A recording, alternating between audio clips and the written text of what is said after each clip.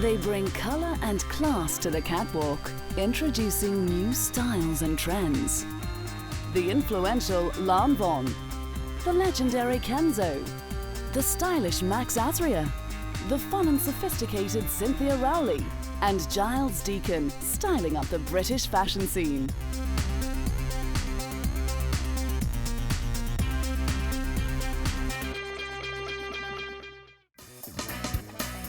French fashion house Lanvin has become one of the most influential fashion labels over the years with their romantic, colourful and chic collections.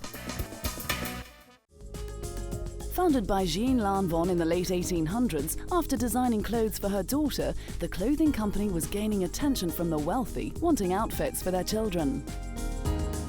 With her reputation growing, Lanvin was soon making dresses for some of the most famous people in Europe, which led to her status as a couturier and one of the most influential designers of the 1920s and 30s.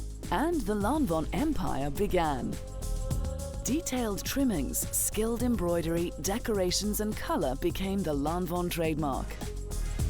After her death in the 1940s, Lanvin has continued to grow with a number of owners and directors, as well as a handful of designers continuing to create beautiful women's ready-to-wear and stylish men's ready-to-wear collections. From 1992 till 2001, Paris-born Dominique Molotti, who built his reputation and experience from working at some of France's most respected fashion houses, was artistic director for women's and men's ready-to-wear collections. For his men's collection, he described his clothes as comfortable, tailored, and designed for men who are not afraid of a splash of colour, which was revealed in his 1997 spring and summer collection. For classical wear, there were lots of three-button suits in dramatic colours, and the casual look was made up of bright, unstructured jackets in zipped and Saharian styles. And for evening time, a soft and languid look was favoured. From 1996 to 1998, Brazilian designer Osamar Versolato worked for the House of Lanvin for the women's ready-to-wear. Considered a rising talent in the fashion world, he took no risks in presenting his second ready-to-wear collection for Lanvin with airline stewardess uniforms, Jackie Kennedy ensembles and basic black cocktail dresses.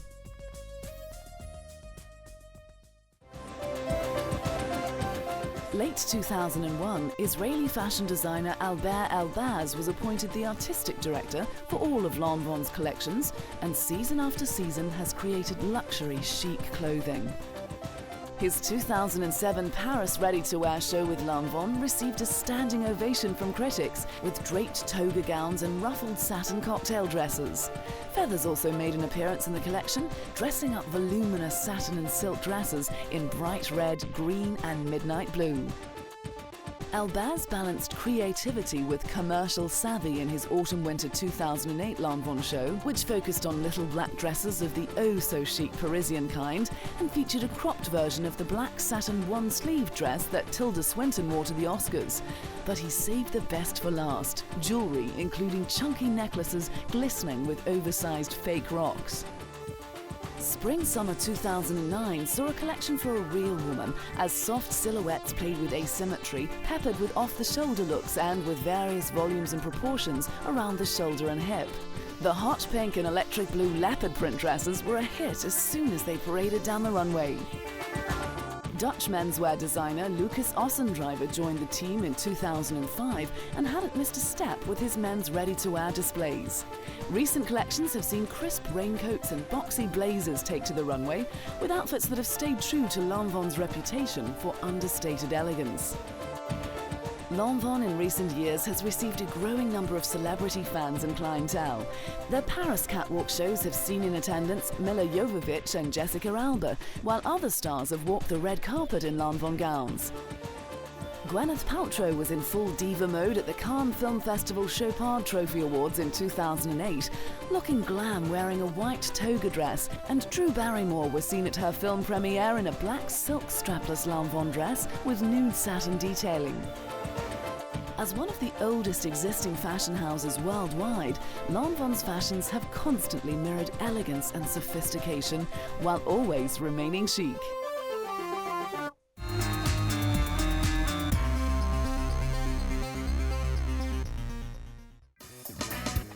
The House house of Kenzo, with its original and chic collections, has gone on to create a style and name for itself that's become legendary in the world of fashion. Having begun in 1970 by Japanese fashion designer Kenzo Takada, the House of Kenzo is now recognized the world over, with its array of lines including clothing, perfumes and skincare products. Kenzo Takada, like most fashion designers, developed his love for fashion at a young age. In the late 50s, he attended the prestigious fashion school of Tokyo, Bunker Fashion College, receiving his diploma, then moving on to Paris, where he would eventually go on to create the house we all know and love today. In the beginning, Kenzo opted for the less expensive fabrics. However, this saw him mixing materials together to create bold and fantastic outfits. And because of his classic shapes and joyous, colourful fabrics, he is considered the most Parisian of the Japanese designers. By the mid-90s, the Japanese designer was feeling more at home with summer clothes than with winter garments, and unveiled a typically relaxed and pleasing menswear collection in Paris. Cream-coloured suits had some individual touches, and there was an Edwardian feel to some of his designs, notably three-piece suits with high waistcoats and high-button jackets. Pale colours like buttermilk, pistachio, pastel blue and cream dominated, but the designer also showed a line of silk suits and jackets in vivid tangerine, cerise, emerald and mustard. Some of Kenzo's catwalk shows had a dramatic or theatrical feel to them. His autumn-winter show in the late 90s showed a little of his imagination with a ready-to-wear collection held at the Carrousel de Louvre in Paris, inspired by the Orient silhouettes. A variety of caftans, burnous with long pointy hoods, capes and floor-length skirts flowing suavely over tapered pants all made an appearance on the runway. So did touches of leopard and tiger print. Colours of deep reds and oranges mingled in complicated jacquards.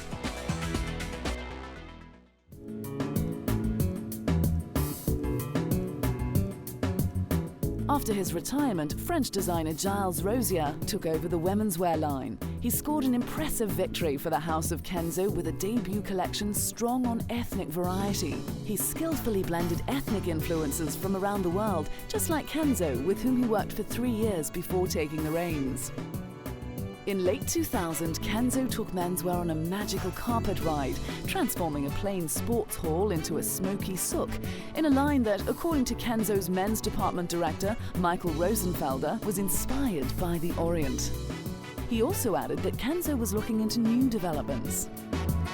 In 2003, Italian designer Antonio Maris took over as the creative director for Kenzo Womenswear. His clothing tells a story and creates originality for women who are looking for something authentic. In 2005, he sent out a lavish, colourful collection that once again mesmerised the Kenzo crowd. The stage was designed to resemble a boardwalk in Normandy sometime early last century, with passengers from a docked cruise ship strolling out and showing off their finery. A kaleidoscope of styles, looks, prints, patterns and periods made for a romantic venture, with a breathtaking finale that included a parade of floral evening gowns. In 2007, Kenzo presented a chic and sexy collection with Latin inspiration, where rippling skirts with giant rose prints and poncho-style capes in tartan prints punctuated the Argentine-flavoured display. With 14 dancers strutting to a spirited tango, the elaborate staging was designed for maximum visual impact. Kenzo, having been around for many years, has created a new world in fashion by mixing in different cultures. And even after Kenzo Takada's retirement, fellow designers have continued with his trademark look. With a mass of colours, shapes and designs, Kenzo's chic look will continue to impress fashion lovers from every corner of the world.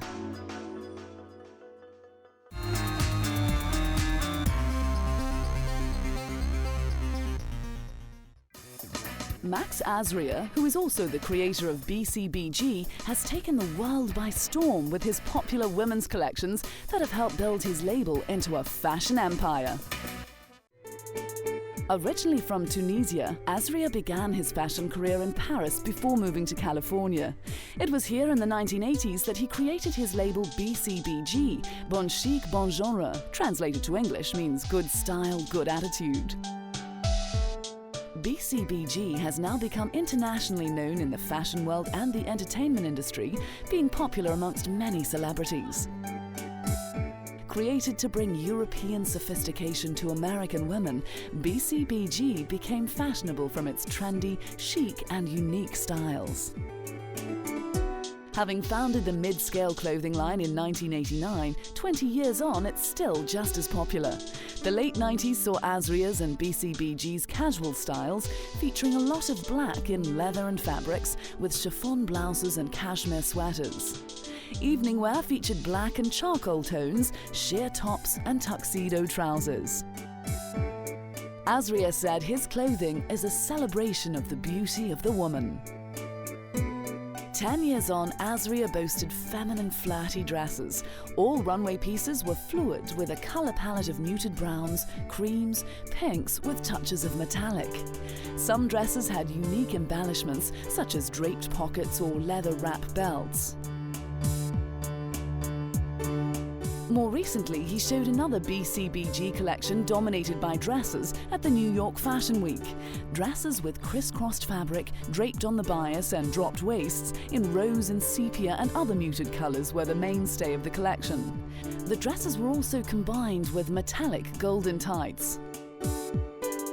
Not only has Azria released a number of lines within his label, he also acquired the Hervé Leger fashion house in 1998. He relaunched the label in 2007 with his own designs and debuted his Hervé Leger collection during New York Fashion Week in early 2008 with micro mini dresses that were inspired by Parisian fashions. The collection used brightly blended colours which were hand-painted onto fabrics, and a slew of Hollywood actresses and singers came out wearing the form-fitting dresses. Former model-turned-actress Joy Bryant posed with the designer wearing a skin-tight orange dress. For his 2008 Hervé Leger spring collection, Azria opted for the stretchy, sexy bandage look, as well as adding leather and sparkle to the catwalk. The finale of the show was a parade of swimsuits in many colours with many cutouts.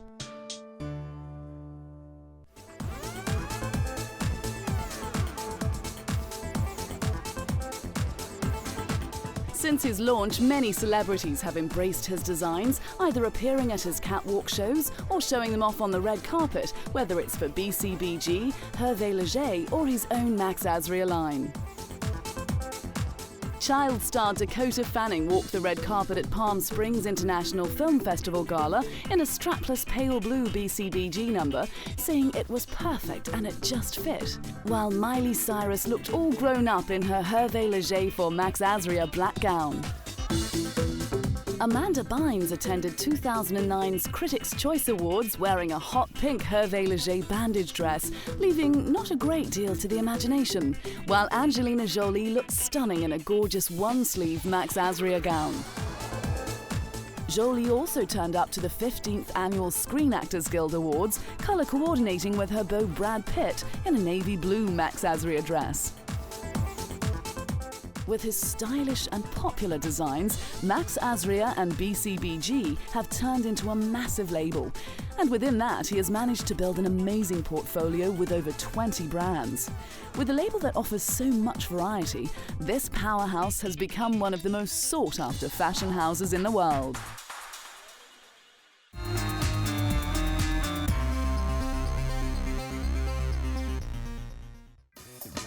Chic American fashion designer Cynthia Rowley has become one of the most recognizable personalities in the world of fashion with her unusual, fun and sophisticated designs. Growing up in Barrington, Illinois, Rowley was only 7 when she created her first dress.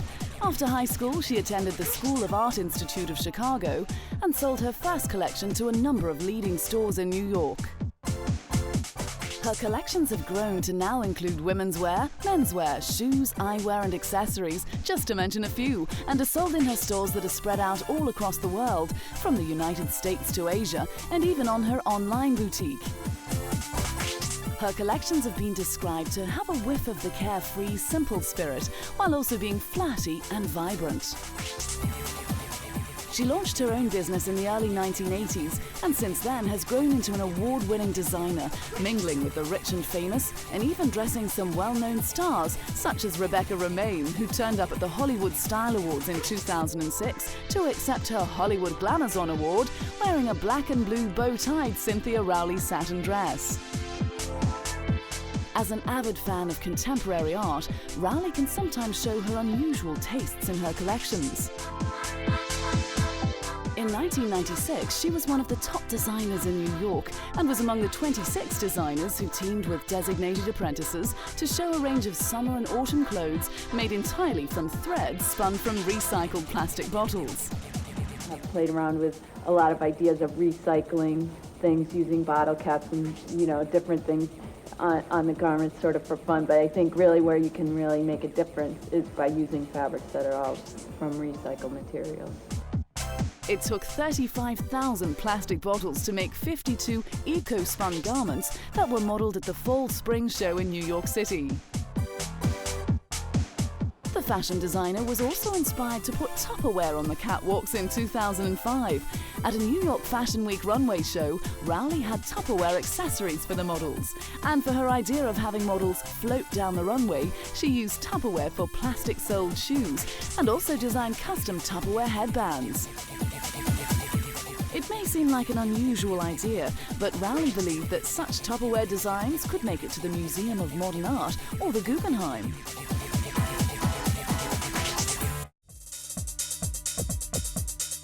Being a mother who is often hurried and doesn't have too much time to get dressed, she used this as inspiration for her 2006 collection, which focused on polished feminine dresses with high boots. The result was fun and girly with a grown-up attitude as models hit the runway in an explosion of colour, mostly variations of blue with some deep reds and bright pinks. Fabrics ranged from silks to metallic mesh and brocade. Dress necklines varied from V-necks to cowl necks, and boots had whimsical details like gold embellishments and pink-coloured heels. This collection for Rowley had a sweet theme geared toward women with a fun sense of style. Her Spring '08 collection at New York Fashion Week had a sporty yet decidedly feminine feel, which was inspired by the French leisured class of the 1970s. Lots of pockets and everything and sporty details, which I think makes it more modern and, less retro, directly. Using a lot of silk chiffon, her lines were long and lean, and the colours varied from cobalt blue to camel. And in keeping with her sporty theme, at the end of the show, her models clumsily biked off stage. Her creative efforts have proved successful, being honoured with awards from the Council of Fashion Designers of America, receiving the esteemed Perry Ellis Award for Women's Wear, followed a few seasons later with the new Menswear Design Talent Award. With her outgoing personality and whimsical creations, Cynthia Rowley's place in the fashion industry as one of America's most stylish designers has certainly been cemented.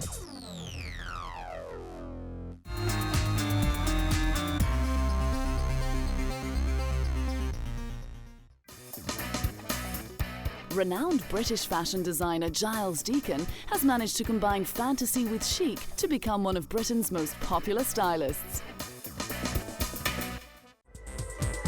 Having studied at Central St Martin's College of Art and Design alongside other successful designers Alexander McQueen and Luella Bartley, Deacon got his start in fashion by designing for high fashion houses like Bottega Veneta, Louis Vuitton and Gucci under the watchful eye of the fashionable Tom Ford from 1998 until 2002.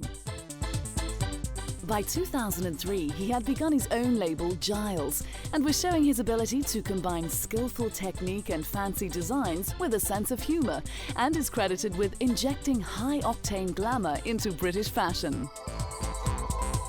He demonstrated his hot new label in a dramatic, Gothic-inspired show held in a converted ruined church in early 2005, and this was the Rising Star's third collection shown at London Fashion Week. It's always been, highly sophisticated and very kind of leading in its field, but I think over the past few years it's really developed in a whole business perspective, and the way in which the productions are done are now kind of compete on a global international level, which I think it really needed for a time. His clothes had a sophisticated couture feel, but with a modern edge. Plush velvets in deep emerald green, jet black and rich gold were formed into draped dresses and voluminous coats. For day wear, Deacon showed tailored trouser suits, tight leggings and crisp cotton shirts, often trimmed with velvet.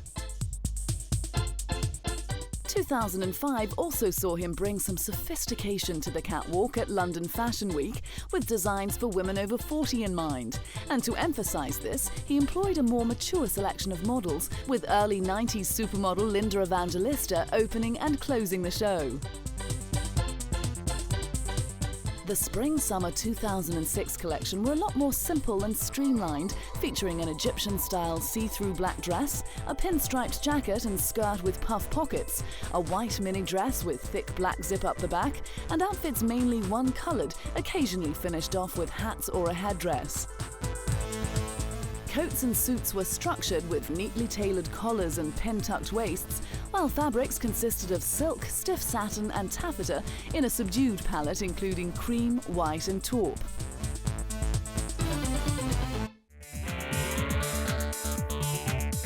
By 2008, he had displayed some truly stunning shows, and also some quite bizarre ones. He unveiled a collection that was inspired by the 1980s popular culture icon Pac-Man. In a collection that featured 37 outfits, his rather unusual creations mixed attractive dresses in a variety of colours with some astonishing headgear resembling the video game characters, all chasing one another down the catwalk. And in true Giles style, the audience was able to capture his feminine tailoring, which featured elegant finale gowns suitable for the red carpet. Although Deacon himself has hit the red carpet a number of times, being named the British Fashion Designer of the Year in 2006, as well as receiving a number of nominations for Red Carpet Designer of the Year, he's more used to dressing people for it than walking on it. His legion of fans include actress Tandy Newton and model Agnes Dean, who knew exactly which dress of Deacon's she wanted to wear to the 2007 British Fashion Awards.